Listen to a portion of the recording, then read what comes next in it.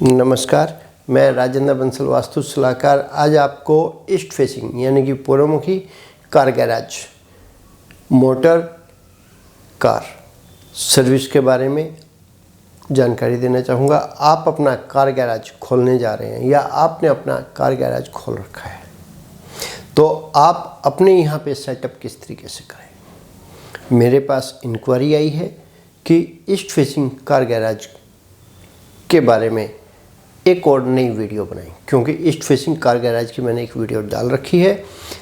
आज मैं आपके लिए दूसरी वीडियो बनाने जा रहा हूँ, स्ट्रक्चर से लेके सर्विस सेंटर तक की।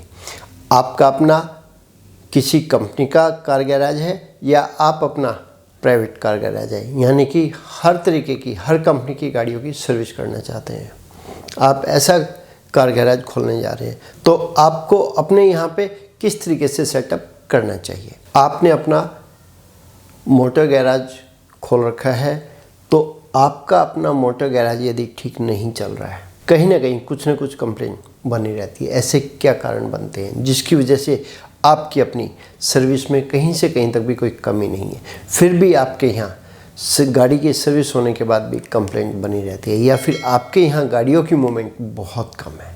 जितना बड़ा आपने कार गैराज खोल रखा है उस हिसाब से आपके यहाँ गाड़ियाँ नहीं आती है, या तो आपने बाहर से प्राइवेट फाइनेंसर से पैसा ले रखा है या बैंक से पैसा लिया हुआ और साथ में बिल्डिंग भी आपकी अपनी नहीं है, बिल्डिंग भी आपकी अपनी किराए की है।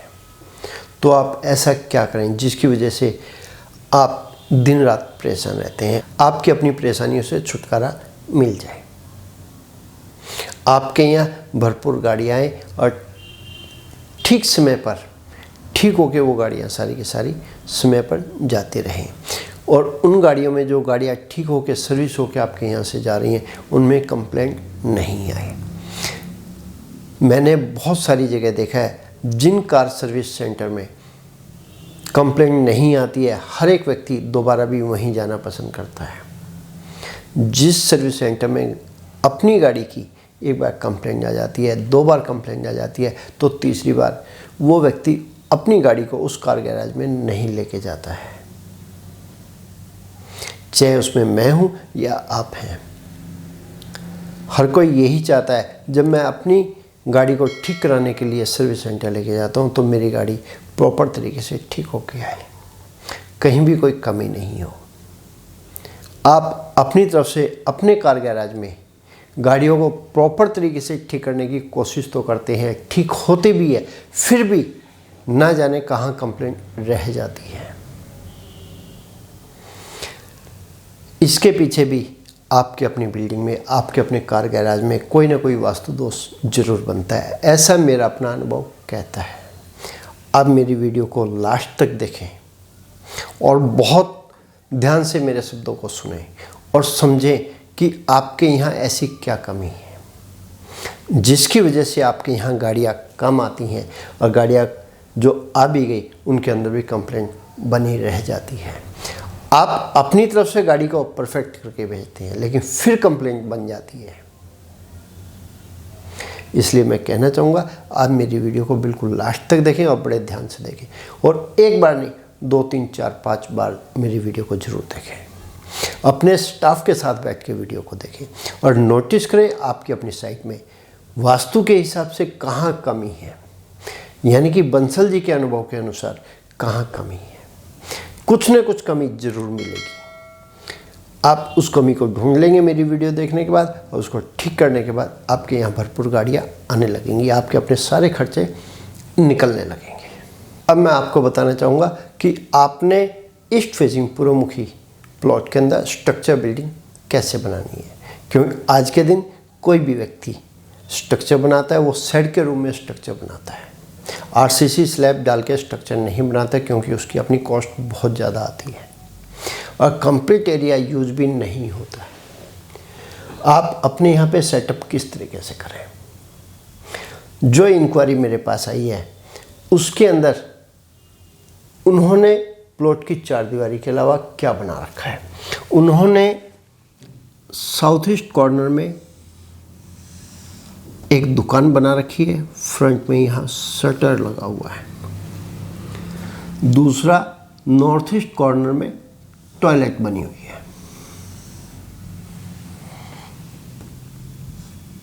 यहां पर गेट बना हुआ है। हाँ, इस प्लॉट के अंदर एक मेजर कमी थी जो कि ओनर ने ही उस कमी को ठीक किया हुआ है। इस जगह का साउथ ईस्ट कॉर्नर ये बढ़ा हुआ था।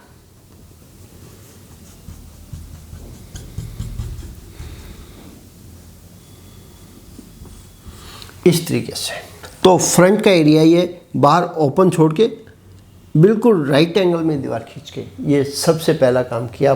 बहुत ही बढ़िया है कि दीवार को सीधा कर लिया। जो एरिया बढ़ा हुआ था उस एरिया को आपने बाहर निकाल दिया और नॉर्थ ईस्ट कॉर्नर को 90 एंगल करते हुए साउथ ईस्ट को भी 90 एंगल कर दिया। ये काम आपने बहुत बढ़िया किया। आप अपने यहाँ पे इस दुकान का शटर बाहर से रखना चाहते हैं, बाहर से रखें, अंदर से अटैच करना चाहे तो अंदर से भी आप कर सकते हैं।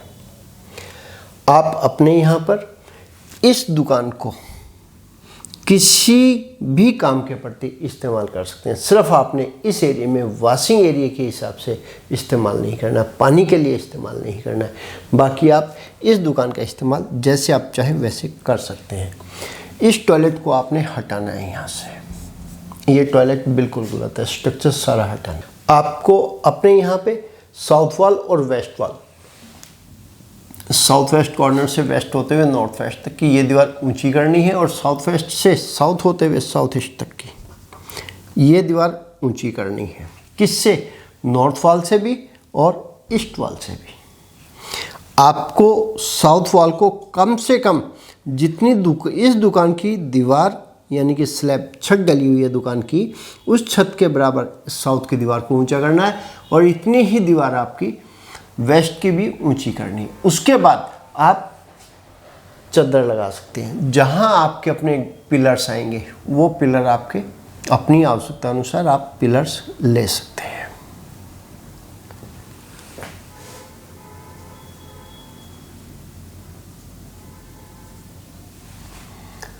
ये आपके अपने पिलर्स आ जाते हैं। उसके बाद आपकी अपनी ये कैंची आ जाती है।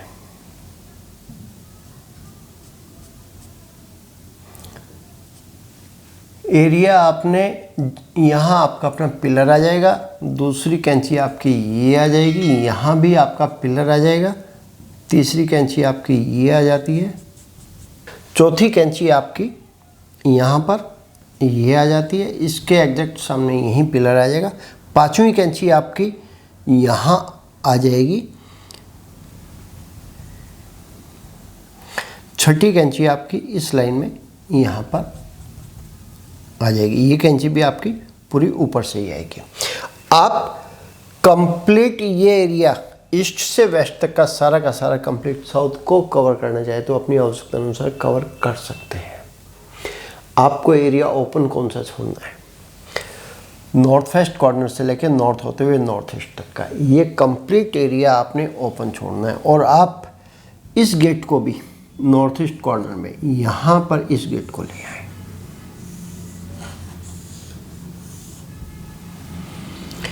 इसके बाद जब आप यहाँ ये पिलर्स आ जाएंगे, पिलर आने के बाद जहाँ तक आप अपना शेड लेके आना चाहते हैं वेस्ट से ईस्ट की ओर आते हुए, आपको वेस्ट वॉल पे शेड रख के साउथ वॉल पे शेड रख के साउथ ईस्ट तक जितना आप लेके आना चाहें, 1 इंची 2 3 4 3 रखना चाहिए, 3 तक यहाँ तक आप इतना भी शेड बना सकते हैं। और आपको लगे ये कम है तो आप जितना आगे चाहें उतना आप अपने शेड को आगे तक बढ़ा सकते हैं।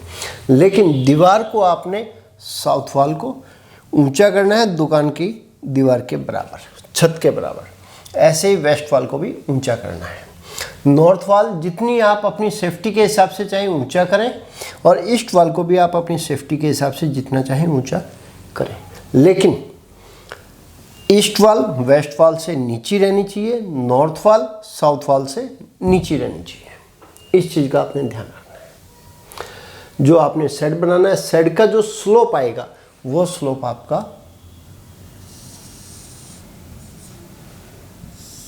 साउथ टू नॉर्थ जरूर करना है। फर्श की जो ढलान देनी है वो फर्श की ढलान साउथ वेस्ट से नॉर्थ ईस्ट की ओर गेट पे, west to north east, south to north east. Total slope आपने नॉर्थ ईस्ट की ओर गेट पे लेके आना ही है, हर हालत में लेके आना है। इस चीज़ का आपने ध्यान रखना है। इसी के साथ में पानी की बोरिंग, सबमर्सिबल आपने कहाँ लगाना है। सबमर्सिबल आपका नॉर्थ ईस्ट कॉर्नर से नॉर्थ वेस्ट कॉर्नर तक का नॉर्थ का जो सेंटर बनता है, सेंटर से नॉर्थ ईस्ट के बीच में जहां आपको कंफर्टेबल लगे, मैंने तो डॉट बिंदु सबमर्सिबल के कई बना दिए, जहां आपको कंफर्टेबल लगे वहां पे आप सबमर्सिबल लगाएं, वहीं पर आप रेन वाटर हार्वेस्टिंग भी कर सकते हैं। इसी के साथ में पानी का अंडरग्राउंड टैंक भी आपने बनाना है, वो अंडरग्राउंड टैंक भी आप बना सकते हैं। एक बनाना है एक बनाए, दो बनाने हैं दो बनाए, तीन बनाने हैं तीन बनाए। आप अपने यहाँ पे गाड़ियों की सर्विस करते हैं, सर्विस के साथ साथ आपके यहाँ गाड़ी की वॉशिंग भी होती है।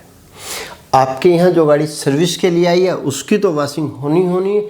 आप बाहर की गाड़ियों की भी यदि सर्विस करते हैं, वॉशिंग करते हैं, सिर्फ वॉशिंग करते हैं, वो गाड़ियों भी आपकी कहाँ वॉश होनी चाहिए, आप इस हिस्से में उन गाड़ियों की वॉशिंग कर सकते हैं। इस हिस्से में भी टैंक के ऊपर भी आपकी अपनी वॉशिंग हो सकती है। जहाँ सबमर्सिबल लगाए इस हिस्से में कंप्लीट, इस हिस्से में आपका अपना पानी का काम होना चाहिए। जैसे आपको कंफर्टेबल लगे उस तरीके से आप इसको इस्तेमाल करें। आपके यहाँ पे जो टॉयलेट बनेगी उनके लिए सेफ्टी टैंक भी बनाना पड़ेगा। और आपके यहाँ यदि सीवर लाइन है तो बहुत बढ़िया, सीवर लाइन नहीं है तो सेफ्टी टैंक आपने कहाँ बनाना है, नॉर्थ और नॉर्थ वेस्ट के बीच में, इस हिस्से में आपने सेफ्टी टैंक बनाना है। एक इसका सोक पिट वो आपके यहाँ बन जाएगी। यदि आपके यहाँ सीवर लाइन है तब मैं आपको कहूँगा कि यहाँ पर आपकी अपनी ये टॉयलेट्स बन जाएंगी। आपको एक बनानी है एक बनाए, दो बनानी है दो बनाए, तीन बनानी है तीन बनाए। आप इस तरीके से भी बना सकते हैं और टॉयलेट्स को आप इस तरीके से भी बना सकते हैं। इनकी पाइपलाइन गेट के बिल्कुल बाजू से यहाँ से बाहर निकालनी है, यहाँ से कभी भी कोई भी पाइपलाइन बाहर नहीं निकालनी। इस चीज़ का आपने ध्यान रखना है। नॉर्थ ईस्ट कॉर्नर से कोई पाइपलाइन बाहर नहीं आएगी। इसी के साथ में आपने अपने यहाँ पे स्ट्रक्चर वाइज जो आपने पेंट बूथ बनाना है वो पेंट बूथ आपका यहाँ पर बनेगा।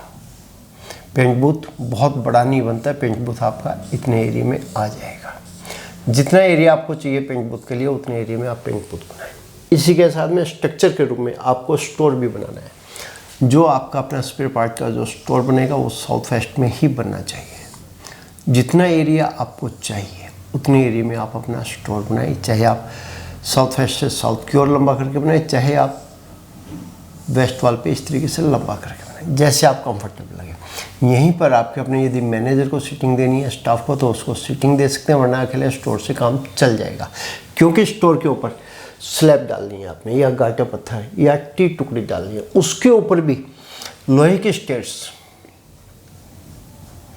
यहाँ से ऊपर चढ़ा देना या यहाँ से ऊपर चढ़ा देना। और इस स्टोर के ऊपर भी आपका अपना एक और स्टोर बन जाएगा। जैसे कि आपके अपने बम्पर्स वगैरह एक्स्ट्रा सामान आता है, उस सारे सामान का स्टोर भी आपका ऊपर आ जाएगा। इस स्टोर का फर्श बाकी कंप्लीट एरिया के फर्श लेवल से 4-6 इंच ऊंचा करके रखना है। यहाँ पे आप अपना ऑफिस यहाँ भी बना सकते हैं, और आप अपना ऑफिस फ्रंट में बनाना चाहें तो फ्रंट में भी आप अपना ऑफिस बना सकते हैं। यदि आपने कंप्लीट एरिया साइड के रूम में लिया है तो आप अपना ऑफिस इस हिस्से में बनाएं। यहाँ पर आप अपना फ्रंट के इस वाले हिस्से में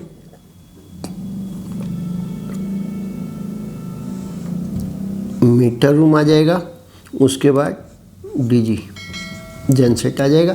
ये आपका अपना ऑफिस बन जाएगा। अंदर ही यहाँ पर दुकान के पीछे आपकी अपनी पेंट्री किचन बनेगी, जहाँ आपके लिए चाय की व्यवस्था हो जाएगी, आपके स्टाफ के लिए चाय की व्यवस्था हो जाएगी। साथ में यदि कोई स्टाफ आपके यहाँ 24 घंटे रहता है, वो अपने लिए खाना बनाना चाहता है, तो वो इस एरिया में अपना खाना भी बना सकता है। ये आपकी अपनी किचन बन जाएगी। पीने के पानी की जो टंकी आपने रखनी है, आप यहाँ पर जो ओनर का ऑफिस ये बना है, इस ऑफिस के बाजू में ही यहाँ पे आपके अपनी टॉयलेट आ जाएगी। डीजी के एरिया में यदि आपको स्पेस मिल जाए तो यहाँ भी आप टॉयलेट बना सकते हैं और यहीं पर आप ओवरहेड पानी की टंकी रख देंगे। इसी पानी की टंकी से किचन के अंदर भी पानी चला जाएगा। किचन के अंदर जो सिंक लगेगा वो इस कॉर्नर पे सिंक लगेगा या वेस्ट वॉल पे सिंक लगाना है। गैस ईस्ट वॉल पे रखेंगे या साउथ वॉल पे रखेंगे? गैस को मैं कहूँगा ईस्ट वॉल पे रखिएगा। साउथ वेस्ट में फ्रिज आ जाएगा आपका अपना। इस तरीके से आप अपने यहाँ पे स्ट्रक्चर के प्रति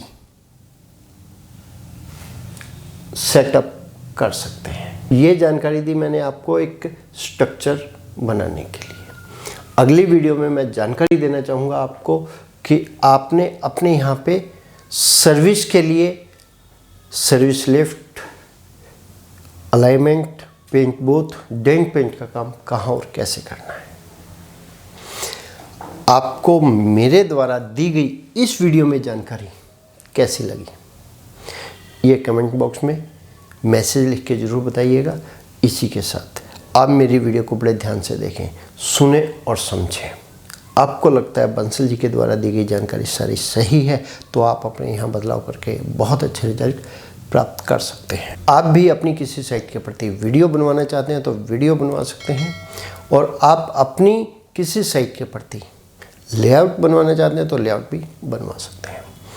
आप अपनी किसी साइट के प्रति हमसे कंसल्टेंसी लेना चाहते हैं तो आप लेआउट, फ़ोटो, वीडियो भेजकर हमसे सलाह भी ले सकते हैं। ये सभी सेवाएं हमारी चार्जेबल रहेंगी।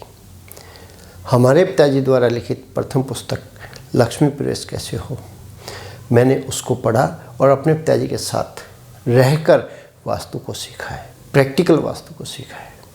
हमारे पिताजी द्वारा लिखित प्रथम पुस्तक लक्ष्मी प्रवेश कैसे हो, हमारे पिताजी ने इस पुस्तक को छुपवाकर समाज में बांटा और समाज ने इस पुस्तक को पढ़ के भरपूर लाभ उठाया। अब हमारी अपनी भी यही इच्छा है कि आप भी इस पुस्तक को पढ़ के भरपूर लाभ उठाएं। आप इस पुस्तक को मंगवाना चाहते हैं तो स्क्रीन पर दिए गए नंबर पर फ़ोन करके मंगवा सकते हैं। आप अपना कीमती समय निकाल कर मेरी वीडियो देखते हैं। मैं आप सभी का तहे दिल से धन्यवाद करता हूँ। इसी तरह अगले प्रोग्राम में एक बार फिर एक और नए विषय पर चर्चा करेंगे। तब तक के लिए नमस्कार।